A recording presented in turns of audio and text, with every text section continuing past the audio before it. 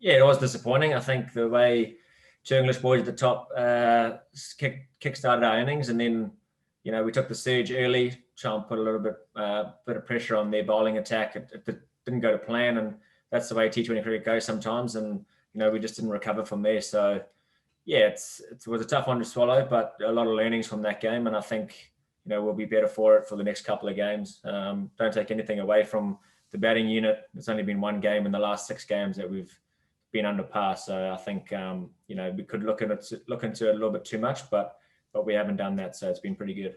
And you got another finals contender coming up tomorrow. What are your thoughts on the Brisbane Heat and what makes them dangerous? Yeah, obviously a lot of power as well in their batting and bowling. I think we match up pretty well against them, to be honest. So hopefully we can put on a good show and go back to basics and do the little things well.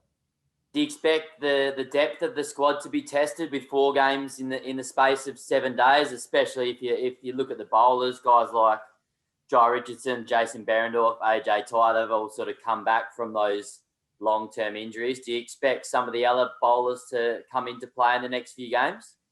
Not too sure. I think the boys are chucking really well.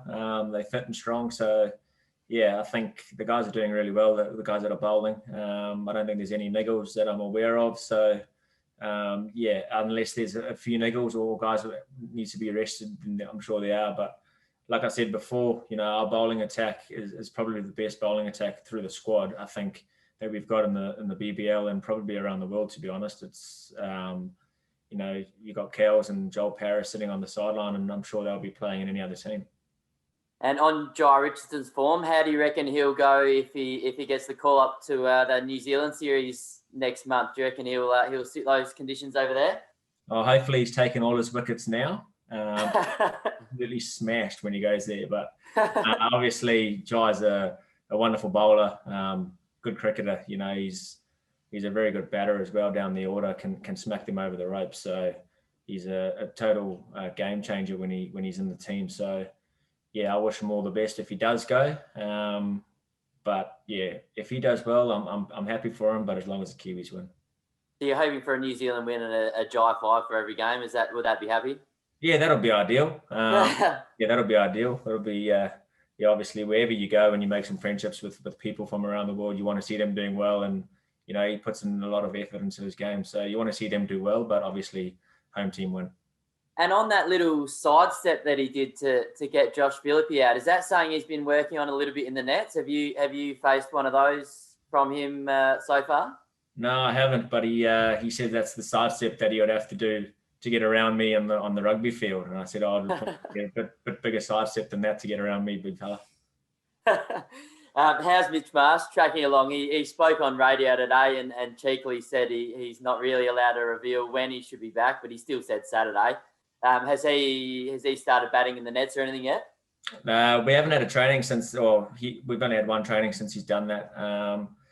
But I think he's shucking on pretty well from all accounts. I'm not too sure when he'll be back. Hopefully sooner than later. But besides, it's a pretty niggly one to know when to come back and when to hold off for a couple, because if you come back too soon, it can put you out for a bit longer.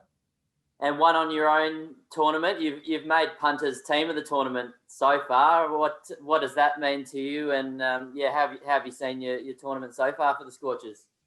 I think obviously starting off, I probably went away from my game plan a little bit, and I tried to dominate too much, and went outside of my game plan, like I said, and trying to prove myself a little bit. But talking to the coaches, they said go out there and play your natural game. You don't have to try and prove anything to anybody. We know that when you play good cricket shots, you're a good player. So it's great to have the backing of everyone around me. I think going to Perth, playing on that wicket suited me a lot. The other night was obviously disappointing to only go sort of like a runner ball. But, I think the situation allowed me just to play that way. But I think a little bit along the way, like Finchy said the other day, just being a little bit timid. I think I was that. I played with a little bit of fear, if I'm brutally honest, the last game. I didn't really want to get out and lose wickets and clumps like we did. So hopefully can build some partnerships through the middle and be nice and aggressive.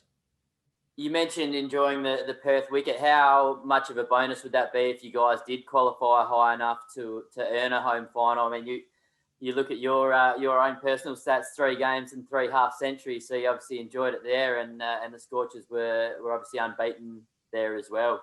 From a personal perspective, it would be awesome to be back there, but more importantly, as a team, unbeaten, and only really being tested in one of those games goes to show that playing in front of the Orange Army, in front of the full packed furnace is an awesome experience, and you're going out there and playing with 12 players with them behind you. So yeah, it's been amazing, the crowd support that we get there, and we really adapted well to that wicket and made it our own. Thanks, Cole. Cool, thank you. Cool, thanks, George. Chatters, over to you. Yeah, good day, mate. Can you hear me okay? Yeah, I can hear you. Thanks for taking the time out to chat. Just again on Jai Richardson, how much are you just trying to bank some mental notes just to pass on to some of your countrymen ahead of that 2020 series? A little bits here and there. I think, we obviously always talk about cricket when we to and from the game, but when we're away from the game, we try and stay away from it a little bit, because obviously within the hub, we're always watching games and we're always around it. So, I've got a few little things I can pass on if the Kiwi boys want to know, but they'll be doing footage themselves. They'll be watching all these games. So when they come up against guys like him and AJ, they'll know what to expect. Yep. And are you going to be playing in that series? I don't think so. I haven't heard anything from the selectors over there. I was probably planning on going to Pakistan afterwards too. So we'll just wait and see what happens. With COVID, it's sort of last minute things here and there. So just got to play it by ear. Yeah. Just in terms of international stuff in general, where do things sit with you at the moment? Sort of on the fence a little bit.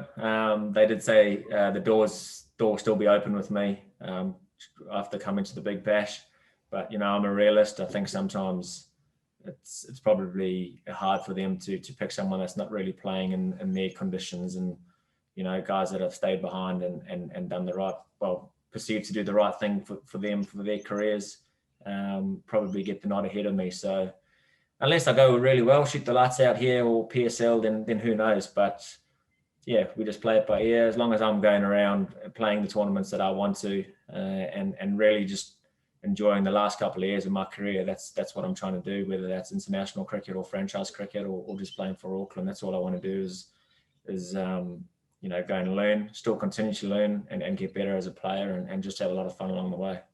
It seems you've built really nicely into this tournament. Do you see yourself maybe spending another season at the Scorchers? Oh, I'd love to. I think formulated some really good friendships so far, getting to know the guys really well.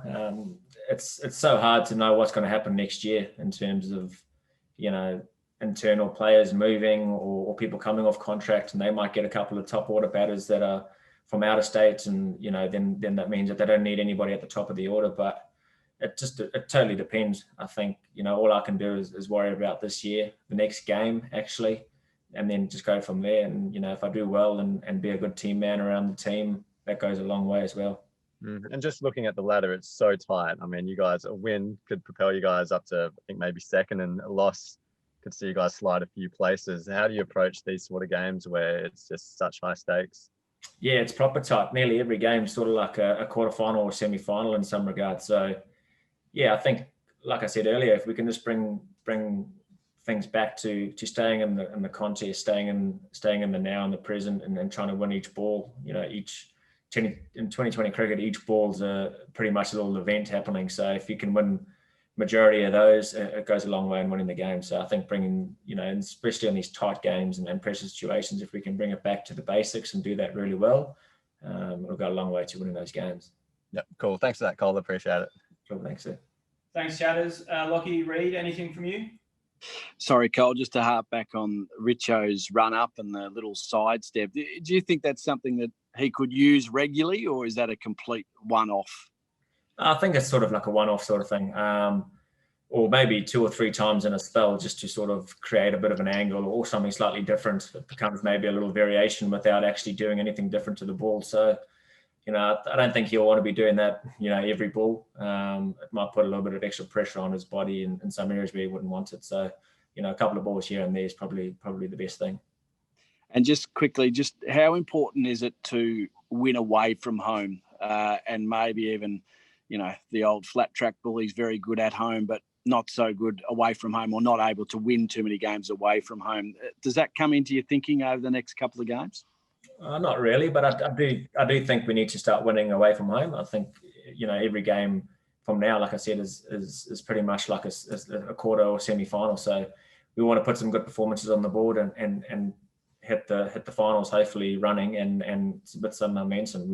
We're not sure where the finals are going to be yet. So if we can put some good performances on here in the Eastern States, then it goes a long way for us doing well if we do get into finals.